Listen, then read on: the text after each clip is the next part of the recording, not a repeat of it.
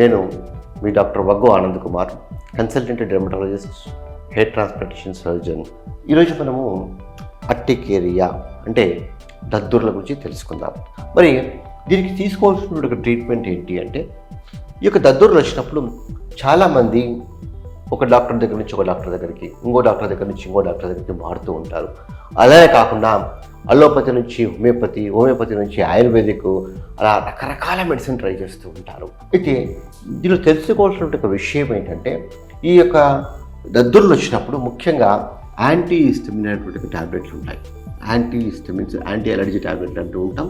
ఈ యొక్క anti histamine అనేటువంటి ట్యాబ్లెట్లు వాడుతూ ఉండాలి. ముఖ్యంగా చెప్పుకోవాల్సిన ఒక ట్యాబ్లెట్లు ఏంటంటే క్లోర్ఫెన్రమైన్ మ్యాలేట్ అనేసి, తర్వాత హైడ్రాక్సిజిన్ అని చెప్పేసి, లొరాటడిన్ అని చెప్పేసి, సెట్రిజిన్ అనేసి అన్నీ కూడా యాంటీ హిస్టమిన్ కిందకే వస్తూ ఉంటాయి. అయితే దీనిలో ఈ యొక్క ట్రీట్మెంట్ యొక్క టార్గెట్ ఏంటంటే, ఈ యొక్క ట్యాబ్లెట్లు తీసుకోవాలి, ఈ యొక్క యాంటీ హిస్టమిన్ ట్యాబ్లెట్లు తీసుకోవాలి. ఈ యొక్క ట్యాబ్లెట్లు తీసుకున్నప్పుడు ఈ యొక్క ట్యాబ్లెట్ల వల్ల కొందరికి విపరీతమైనటువంటి ఒక మత్తు, సెడేషన్ వస్తూ ఉంటుంది. కొందరికి ఒక సింపుల్ ఒక ట్యాబ్లెట్ తోటి ఆల్మోస్ట్ కొందరికి ఓవర్ నైట్తో పాటు నెక్స్ట్ డే కూడా మార్నింగ్ చూడడం చాలా ఇబ్బందికరంగా ఉంటుందన్నమాట. అలాంటి వాళ్ళకి ఏమవుతుందంటే, మార్నింగ్ వాళ్ళ యొక్క వర్క్ డిస్టర్బ్ అవుతూ ఉంటుంది. అంతేకాకుండా వాళ్ళ యొక్క డైలీ రొటీన్ యాక్టివిటీస్ లోపల చాలా స్లోగా, మత్తుగా, నిదానంగా ఉంటారు. సో అలాంటి వాళ్ళు ఏంటంటే, ఈ యొక్క ట్యాబ్లెట్ సెలెక్షన్ చాలా ఇంపార్టెంట్. అందుకే కొందరికి సెట్రిజిన్ పడుతూ ఉంటుంది, కొందరికి లొరాటడిన్ పడుతుంది, కొందరికి హైడ్రాక్సిజిన్ పడుతుంది, కొందరికి బిలాస్టిన్ పడుతూ ఉంటుంది. సో ఇలా ఏ ట్యాబ్లెట్లు మీకు సెట్ అవుతాయో చూసుకొని, ఏ ట్యాబ్లెట్ అయినా పర్వాలేదు, ఆ యొక్క ట్యాబ్లెట్ వల్ల మీకు ఎర్లీ మార్నింగ్లో మీ యొక్క వర్క్ డిస్టర్బ్ కాకూడదు, ఆ ట్యాబ్లెట్ తీసుకోవాలి, అట్ ద సేమ్ టైం దద్దురు తగ్గాలి. అంతేకాకుండా మీ యొక్క క్వాలిటీ ఆఫ్ లైఫ్ అంటే మీ యొక్క డైలీ యాక్టివిటీస్లో మార్నింగ్ లేచేసి మీకు డిస్టర్బ్ కాకుండా ఉండాలి. సో అది ఈ యొక్క ట్రీట్మెంట్ యొక్క టార్గెట్, ట్రీట్మెంట్ యొక్క లక్షణం.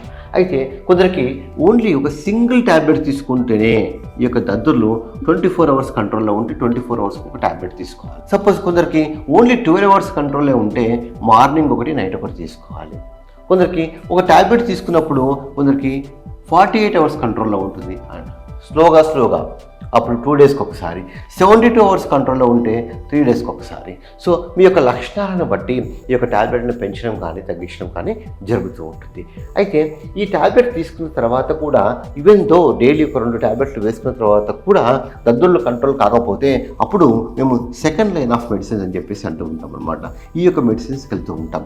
ఈ సెకండ్ లైన్ ఆఫ్ మెడిసిన్స్లో ముఖ్యంగా సైక్లోస్పోరిన్ అనే ఒక ట్యాబ్లెట్ కావచ్చు, రెండోది వచ్చేసి ఒమాలిజిమాబ్ అనేటువంటి ఇంజెక్షన్ ఉంటుంది, ఆ ఇంజెక్షన్ కావచ్చు. ఈ రెండు ఇవ్వడం జరుగుతూ ఉంటుంది. ఈ యొక్క ఒమాలిజిమాబ్ అనేటువంటి ఇంజెక్షన్, దీన్ని హాస్పిటల్ సెటప్లో తీసుకుంటే మంచిది. తీసుకున్న తర్వాత ఒక 2 గంటల అబ్జర్వేషన్లో కూడా ఉంటే మంచిది. తర్వాత ఈ యొక్క సైక్లోస్పోరిన్ తీసుకున్నప్పుడు కూడా కొన్ని బ్లడ్ టెస్ట్లు చేయాలి. చేసి ఒక డాక్టర్ గారి యొక్క, డెర్మటాలజిస్ట్ గారి యొక్క పర్యవేక్షణలో మాత్రమే ఈ యొక్క ట్యాబ్లెట్లు వాడుకోవాలి. సపోజ్ కొన్నిసార్లు ఈ 2 ట్యాబ్లెట్లు తీసుకున్నప్పటికీ, ఈ యొక్క ఫస్ట్ ఈ యొక్క ట్యాబ్లెట్ తీసుకున్నప్పటికీ కూడా ఇంకా కంట్రోల్ కాకుండా అదే విధంగా ఉన్నప్పుడు, అప్పుడు స్టిరాయిడ్ ట్యాబ్లెట్లు ఉంటాయన్నమాట. అంటే ఈ యొక్క స్టిరాయిడ్ ట్యాబ్లెట్లు మ్యాక్సిమం ఒక 1 వీక్ to 2 వీక్స్ వరకు ఇస్తూ ఉంటాం. అంటే ఈ యొక్క క్రైసిస్ని, చాలా సివియరిటీని తగ్గించడం కోసం మాత్రమే ఈ యొక్క స్టిరాయిడ్ ట్యాబ్లెట్లు ఇస్తూ ఉంటాం. సో ఈ స్టిరాయిడ్ ట్యాబ్లెట్ ఇచ్చినప్పుడు చాలా బాగా కంట్రోల్ అవుతుంది. కొన్ని సందర్భాల్లో ట్యాబ్లెట్లతో కంట్రోల్ కాగనప్పుడు ఈ యొక్క ఇంజెక్షన్, యాంటీ హిస్టమిన్ అంటే ముఖ్యంగా అవిలెండ్ వస్తూ ఉంటుంది కదా, క్లోర్ఫెన్రమైన్ మ్యాలేట్, ఆ యొక్క ఇంజెక్షన్ కానీ, ఒక స్టిరాయిడ్ యొక్క ఇంజెక్షన్స్ కానీ ఇస్తూ ఉంటాం. ఇచ్చినప్పుడు ఆ యొక్క జబ్బును కంట్రోల్ చేసి మళ్ళీ ట్యాబ్లెట్లలో మనం మెయింటైన్ చేయడం జరుగుతూ ఉంటుంది. అయితే ఈ ట్రీట్మెంట్ మరి చాలామందికి కొన్ని డౌట్ వస్తుంది, ఎంతకాలం తీసుకోవాలి అనేసి. అంటే ట్రీట్మెంట్ ఈ యొక్క మీ యొక్క లక్షణాలు ఎంతకాలం ఉన్నప్పుడు అంతకాలం మీ యొక్క యాంటీ హిస్టమిన్ తీసుకుని వాటి యొక్క డోస్ని స్లోగా తగ్గించుకుంటూ పోవాలి. ఒకసారి కంట్రోల్ అయినప్పుడు ఆటోమేటిక్గా కూడా కొన్ని రోజుల వరకు మళ్ళీ దద్దుర్లు రాకుండా ఉంటాయి. కానీ నేను ఇంతకుముందు చెప్పినట్లు ఆ యొక్క కారణాలు, ఏ యొక్క కారణాలు కూడా ఎక్స్పోజ్ అయినప్పటికీ కూడా మళ్ళీ దద్దుర్లు పెరిగేటువంటి అవకాశాలు ఉంటాయి. చాలామంది అడుగుతూ ఉంటారు అనమాట, మరి ఈ కారణాలన్నీ కూడా నాలో ఏమీ లేవు, అయినా దద్దుర్లు వస్తూ ఉంటాయి అంటే స్ట్రెస్ డెఫినెట్గా స్ట్రెస్ వలన ఈ యొక్క దద్దుర్లు అనేటువంటివి కూడా పెరుగుతూ ఉంటాయి. నేను చాలామంది పేషెంట్స్ చూశాను. అయితే వాళ్ళు చాలా కంట్రోల్లో ఉంటాయి, చాలా బాగా ఉంటాయి. కానీ ఈ యొక్క స్ట్రెస్ అధికంగా అయినప్పుడు కావచ్చు, ఈ యొక్క దద్దుర్లు కూడా పెరిగేటువంటి అవకాశాలు ఉంటాయి. అయితే ఇక ఒక విషయం గుర్తుంచుకోవాల్సిన విషయం ఏంటంటే, ఈ యొక్క మెడికేషన్స్ మీద ఉన్నప్పుడు చాలా సెడేషన్గా ఉన్నప్పుడు ఎట్టి పరిస్థితుల్లో డ్రైవింగ్ అనేది చేయకపోతే మంచిది. ఎందుకంటే కొంచెం ఈ యొక్క రిఫ్లెక్సెస్ కొంచెం స్లోగా ఉంటాయి కనుక, బ్రేక్ అంత ఫాస్ట్గా రిఫ్లెక్సివ్గా పడదు కనుక ఈ యొక్క ట్యాబ్లెట్ మీద ఉన్నప్పుడు డ్రైవింగ్ అనేటువంటిది అవాయిడ్ చేయాలి.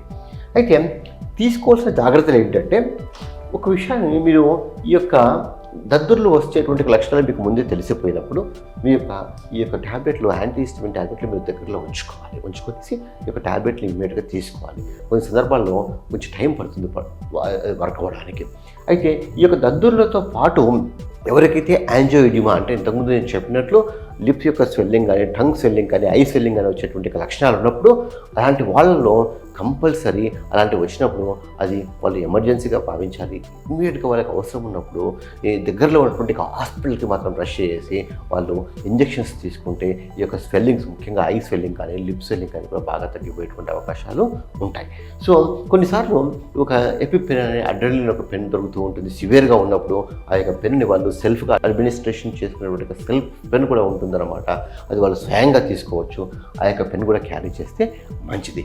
సో ఈ జాగ్రత్తలు ఏంటంటే, ఈ పర్టికులర్ ఫుడ్ ఐటమ్స్ మీకు అలర్జీకి ఉన్నప్పుడు అలాంటి ఫుడ్ ఐటమ్స్ని మీరు అవాయిడ్ చేయడమే మంచిది. మళ్ళీ వాటిని ఎట్టి పరిస్థితుల్లో ట్రై చేయకండి. ఇలాంటి లక్షణాలు ఉన్నప్పుడు ఇలా కొన్ని జాగ్రత్తలు తీసుకున్నప్పుడు మనం ఈ యొక్క అట్టికీరని కంపల్సరీగా అవాయిడ్ చేయడానికి పాసిబుల్ అవుతుంది.